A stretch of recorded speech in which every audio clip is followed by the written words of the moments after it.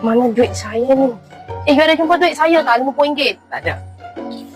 Mana tu?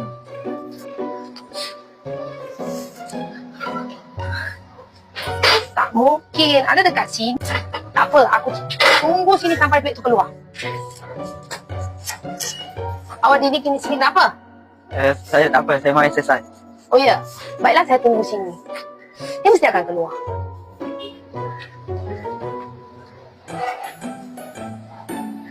Awak tak letih ke berdiri satu hari? Kenapa ni? Tak ada, tak ada.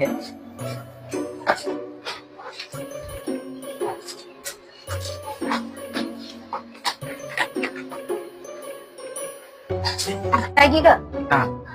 Aduh, duit saya. Oi, ada apa? Nah, ini kan duit saya. Pencuri.